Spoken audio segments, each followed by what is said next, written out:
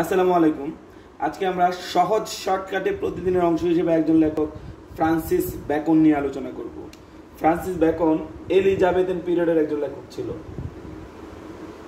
Elizabethan পিরিয়ডের একজন লেখক ছিলেন। Francis Bacon father of English এসে ছিলেন। কি ছিলেন? Father of English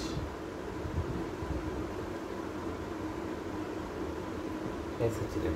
father of modern প্রস মানে গদ্যের জনক ছিলেন। Father of modern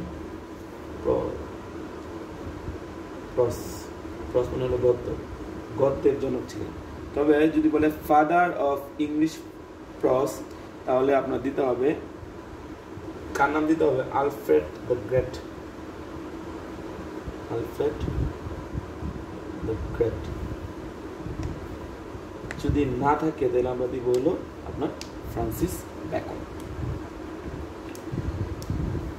Francis Bacon divine এবং হিউম্যান।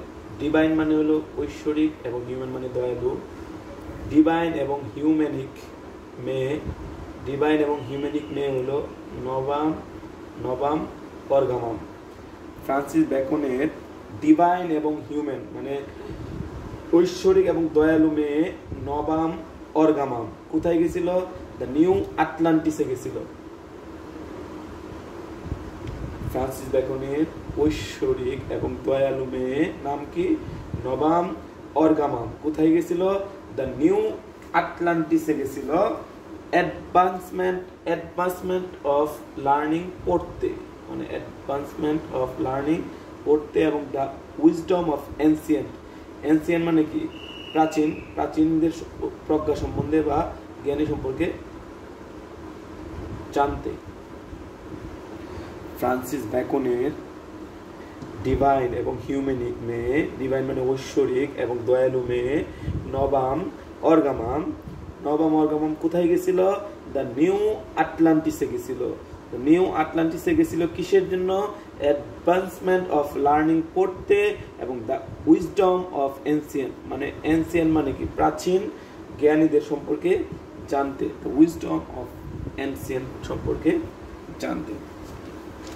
ফ্রান্সিস বেকনের কোট পড়বো, অনেকগুলা কোট, এগুলো একসাথে মনে রাখা খুব কঠিন। তবে ফ্রান্সিস বেকন তার সবগুলা গ্রন্থ বা সবগুলা অফ দিয়ে শুরু করতেন। কি দিয়ে শুরু করতেন? অফ দিয়ে শুরু করতেন। ফ্রান্সিস বেকনের মতে তার একটা বিখ্যাত উক্তি ছিল, it is impossible to love and be wise. It is impossible to love and be wise, এটার মানে হলো ভালোবেসে কেউ জ্ঞানী হতে পারে না। ফ্রান্সিস বেকনের বিখ্যাত একটা উক্তি কি ছিল? It is impossible to love and be wise, মানে ভালোবেসে কেউ জ্ঞানী হতে পারে না। এটা আমরা মনে রাখবো সবসময়। ফ্রান্সিস বেকন আসলেই মনে রাখবো যে ভালোবেসে কেউ কি হতে পারে না? জ্ঞানী হতে পারে না। It is impossible to love and be wise, but silence মানে যদি নীরব থাকা হয়, এর মধ্যেই নীরবে কি করে? নৌরিশ উইজডম মানে কি? জ্ঞানী বা জ্ঞান লালন পালন করে। নৌরিশ মানে হলো লালন পালন করা। Silence is the sleep that nourish wisdom মানে কি? সাইলেন্স হলো জ্ঞানটাকে লালন পালন করে। সাইলেন্স কি করে? উইজডমকে নৌরিশ করে। তাহলে ফ্রান্সিস বেকনের মতে কি ছিল? It is impossible to love and be wise ছিল, মানে ভালোবেসে কেউ জ্ঞানী হতে পারে না। আর সাইলেন্সের মধ্যে কি হয়? উইজডমটা কি হয়? নৌরিশ হয়, মানে কি? লালন পালন হয়। ওকে। আর এই যে জ্ঞানগুলা বলতেছি, আর এই জ্ঞানগুলো হলো স্টাডি কি করে? এই স্টাডির মাধ্যমেই, আর এই স্টাডির মাধ্যমে জ্ঞান কি করে? স্টাডি কি করে? সার্ভ করে। স্টাডি সার্ভ ফর ডিলাইট মানে কি? Study serve for delight. শিক্ষা মানুষকে তিনটা জিনিস দেয়। একটা হলো ডিলাইট মানে কি? আনন্দ দেয়। অর্নামেন্ট মানে হলো আপনার সম্মান, এবং এবিলিটি মানে কি? জীবিকা উপার্জনের ক্ষমতা দেয়। যেহেতু আমরা বলতেছি যে জ্ঞান নিয়ে বলতেছি, তার মানে জ্ঞানগুলো অর্জন করতে হলে স্টাডি করতে হবে। আর স্টাডি তিনটা জিনিস দেয়, ডিলাইট দেয়, অর্নামেন্ট দেয়, আর এবিলিটি দেয়। আর স্টাডির মধ্যে কি আসে? রিডিং, মানে রিডিং করলে কি হবে? যেহেতু স্টাডি, তার মানে রিডিং করলে কি হবে? Reading make a full man. আগে মেক্স ইএস এর জায়গায় টিএইচ লাগা হতো, তাহলে রিডিং মেক্স কি করে? একটা ফুল ম্যান গড়ে তোলে। এই কারণে কি করতে হবে? সাম বুকস কি করতে হবে? আর টু বি টেস্ট করতে হবে। সাম বুকস টেস্ট করতে হবে, সাম বুক সোল্ড করতে হবে, এরকম আরও কিছু কিছু লাইন আছে, ঠিক আছে। আর এটাই ইতিহাস, এটাই শিক্ষা দেয়, মেক্স ম্যান ওয়াইজ। ইতিহাস কি করে? মানুষকে জ্ঞানী করে দিল। আর মূল সিক্রেট অফ সাকসেস, মূল সাকসেস হলো আপনার উদ্দেশ্যে অবিচল থাকা, কনস্ট্যান্সি। কনস্ট্যান্সি মানে অবিচল, অফ পারপোজ, পারপোজ মানে উদ্দেশ্য।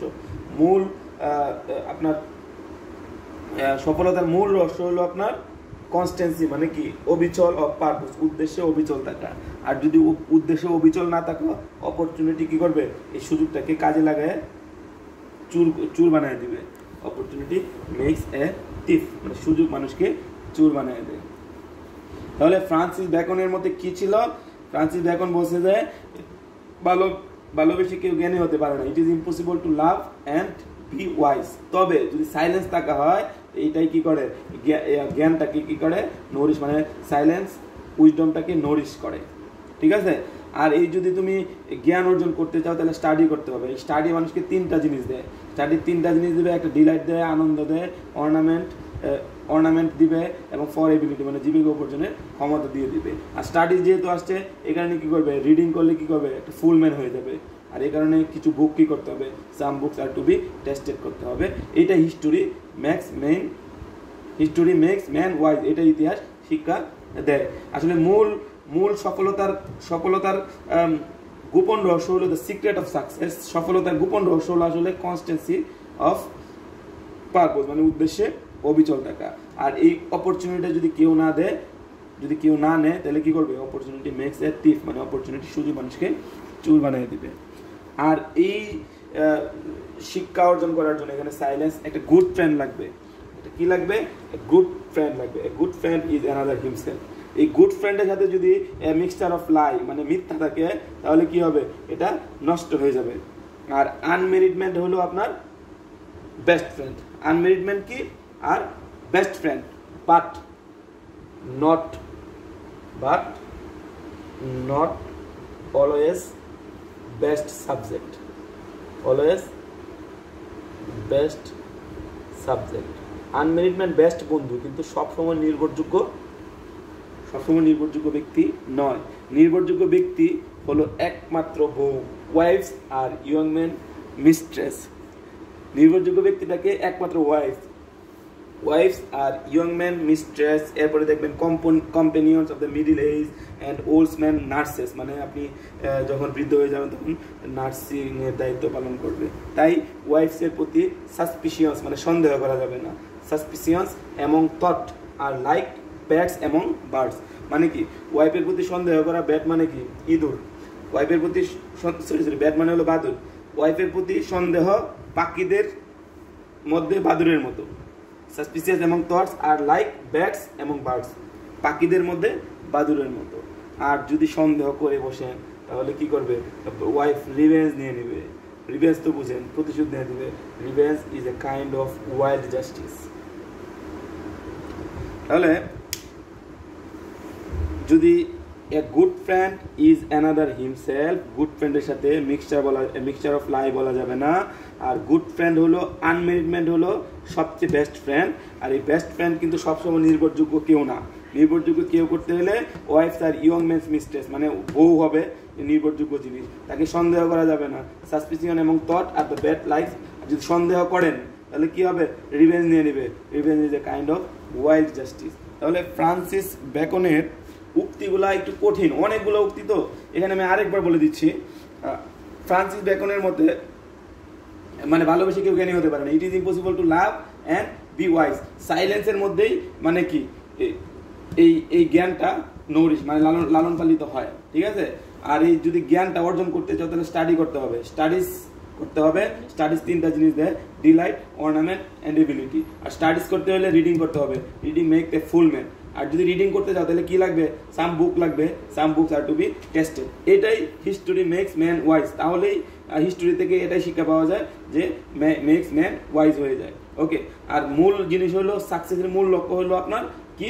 কনস্ট্যান্সি অফ পারপোজ, উদ্দেশ্যে অবিচল থাকা। আর যদি এই উদ্দেশ্যে অবিচল না থাকো, তাহলে কি হবে? অপরচুনিটির সুযোগ মানুষকে চোর বানিয়ে দিবে। আর এই মানে এই স্টাডিগুলো যদি করতে চাও, বা উদ্দেশ্য যদি অবিচল থাকতে চাও তাহলে কি লাগবে, একটা গুড ফ্রেন্ড লাগবে। আর গুড ফ্রেন্ডের সাথে কি বলা যাবে না, এ মিক্সচার অফ লাই বলা যাবে না।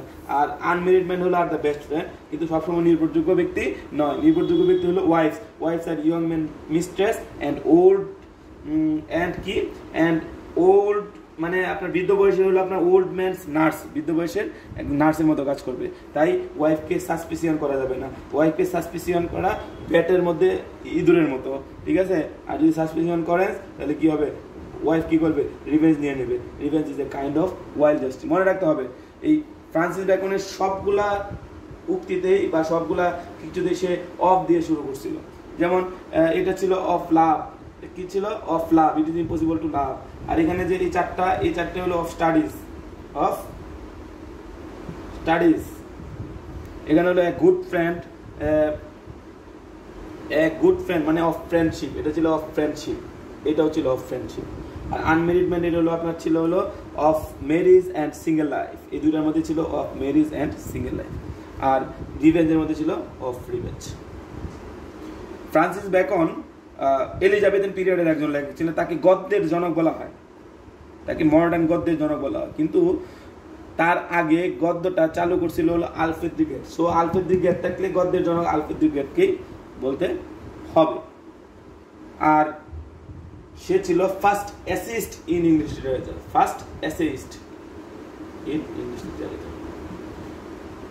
এলিজাবেথিয়ান পিরিয়ডের একজন লেখক ছিল। আজকে এই পর্যন্তই। পরবর্তী ভিডিও পাওয়ার জন্য আমার সহজ শর্টকাট SHOHOJ সহজ শর্টকাট ইউটিউব চ্যানেলটি সাবস্ক্রাইব এবং শেয়ার করে রাখুন। এই পর্যন্ত আসসালামু আলাইকুম।